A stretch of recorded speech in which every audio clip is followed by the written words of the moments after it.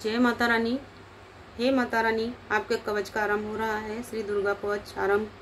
श्री मार्कंडे जी बोले, हे ब्रह्मा जी, इस संसार में जो परम गुप्त कवच है और जो सभी प्रकार के मनुष्यों की रक्षा करने वाला है और जिसे आपने अभी तक किसी के सम्मुख प्रकट नहीं किया हो, उस कवच का मुझे बतलाइए। श्री ब्रह्मा जी मार्कंडे जी से बोले, हे विप्र, अत्यंत छिपा हुआ संपूर्ण जीव मात्र का उपकार करने वाला और पुण्यदायक श्री देवी जी का यह कवच है, सो तुम सावधान होकर सुनो। अब मैं तुम्हें पहले कवच की अधिष्ठात्री देवी सभी 9 मूर्तियों के नाम ध्यान करने के लिए बतलाता हूँ। वे इस क्रम से हैं: प्रथम शैलपुत्री, दूसरी ब्रह्मचारिणी, तीसरी चंद्रघंटा, चौथी कुष्मांडा, पांचवी स्कंद माता, छठी कात्यायनी, सातवीं कालरात्रि, आठवीं महागौरी, नवीं सिद्धिदात्री।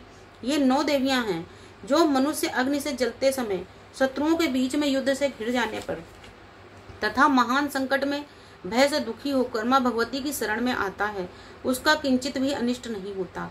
उस पर मुझे कभी भी आपत्ति, शोक, भय और दुख दिखाई नहीं देता।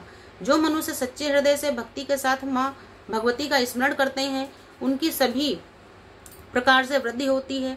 और हे देवी, जो तुम्हारा स्मरण करते हैं उनकी तुम अवश्य ही रक्षा करती हो, इसमें जरा सा भी संदेह नहीं है।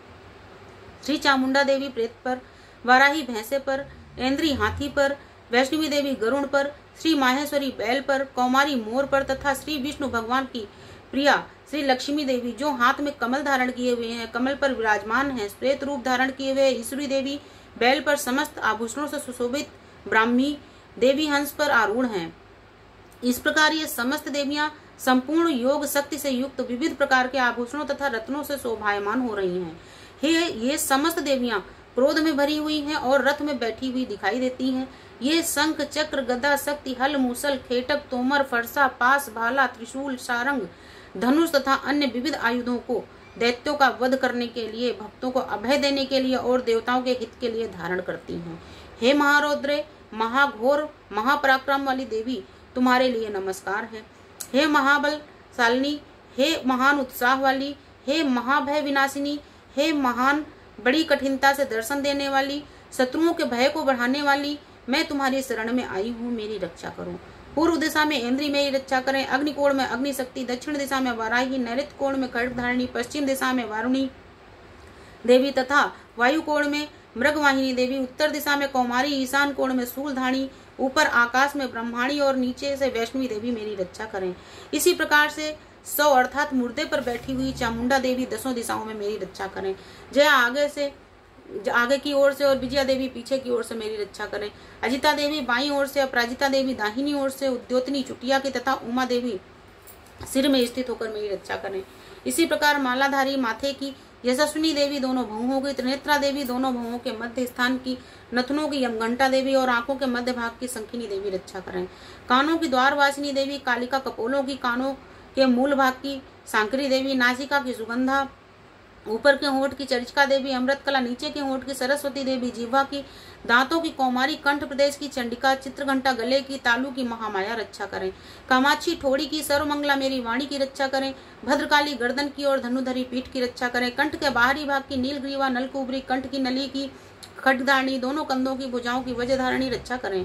दोनों दंडिनी, दोनों हाथों की अंबिका, उंगलियों की, समस्त नखों की शूलेश्वरी, कोष की कुलेश्वरी रक्षा करें। महादेवी दोनों स्तनों की शोक विनाशिनी देवी, मेरे मन की ललिता देवी, हृदय की और शूलधारिणी देवी उदर अर्थात पेट की रक्षा करें। नाभि की कामिनी, गुहा स्थान की गुहेश्वरी, पूतना और कामिका, लिंग की, योनि की, ऐसा बोलना चाहिए, और महिषवादिनी गुदा की रक्षा करें। कमर की भगवती, घुटनों की विंध्यवासिनी, समस्त कामनाओं को पूर्ण करने वाली महाबली देवी जंघाओं की रक्षा करें। घुट्टियों की नारसिंगी देवी, पैरों के पृष्ठ भाग की तेजसी देवी, पांवों की उंगलियों की श्रीधरी देवी, तलुओं की स्थलवासिनी देवी, दंष्ट्रक्राली देवी, नखों की ऊर्ध्वकेशनी देवी, केशों की कौमारी, रोम छिद्रों की वागीश्वरी त्वचा की रक्षा करें। रक्त मज्जा, वसा, मांस, अस्थि तथा मेद की पार्वती देवी, कालरात्रि देवी आंतों की और मुक्तेश्वरी पित्त की रक्षा करें। पद्म कोश की पद्मावती, श्लेष्मा की चूड़ामणि देवी, ज्वालामुखी देवी, नल, नस, जाल और समस्त संधियों की अभेद्या देवी रक्षा करें। श्री ब्रह्माणी मेरे शुक्र की अर्थात वीर की रक्षा करें। छत्रेश्वरी देवी छाया की, अहंकार, मन, बुद्धि की धर्मधारिणी देवी रक्षा करें। प्राण, अपान, व्यान, उदान और समान वायु की वज्रहस्ता देवी और कल्याण शोभना देवी मेरे प्राणों की रक्षा करें। रस, रूप, गंध, शब्द और स्पर्श की योगिनी देवी तथा सतोगुण, रजोगुण और तमोगुण की नारायणी देवी रक्षा करें।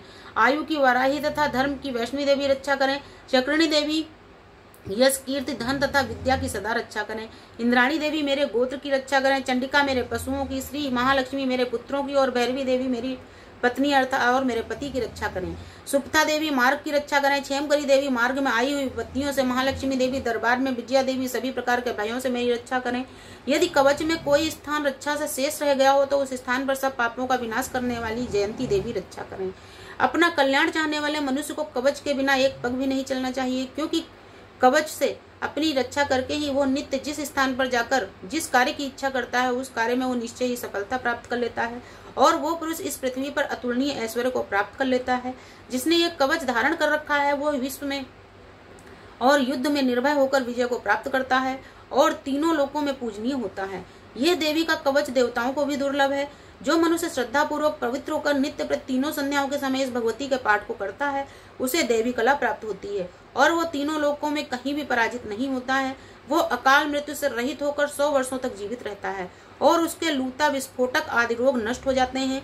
स्थावर, जंगम व कृत्रिम विषादि तथा समस्त अभिचारिक प्रयोग, यंत्र, मंत्र, तंत्र आदि जो पृथ्वी पर हैं तथा भूचर, खेचर, जलचल प्राणी और उपदेशक साथ में उत्पन्न हुए तथा कुछ में उत्पन्न होने वाले रोग, साकिनी, डाकिनी आदि नीच देवता इस कवच को धारण करने से नष्ट हो जाते हैं। अंतरिक्ष में गमन करने वाले महाबलशालिनी डाकिनी, ग्रह, भूत, पिशाच, यक्ष, गंधर्व, राक्षस, ब्रह्म राक्षस, बेताल, कुष्मांड तथा भैरव आदि अनिष्ट कारक देवता आदि इस देवी के कवच को हृदय में धारण करने वाले पुरुष को देखते ही भाग जाते हैं। इस कवच को धारण करने से पुरुष के तेज की वृद्धि होती है तथा यश और कीर्ति भी बढ़ती है। जो मनुष्य पहले इस कवच का पाठ करके बाद में सप्तशती का पाठ करता है उस मनुष्य की संतति यानी कि पुत्र और पौत्रादि जब तक यह भूमंडल, पर्व, वृक्ष, वन को धारण किए हुए हैं तब तक पृथ्वी पर बनी रहती है। देहांत के बाद वह पुरुष उस परम पद को प्राप्त करता है जो देवताओं के लिए भी परम दुर्लभ है और दिव्य स्वरूप को प्राप्त होकर वो कल्याण में शिव जी के साथ आनंद का भागी होता है। बोलो माता दुर्गा मैया की जय, सच्चे दरबार की सदा ही जय।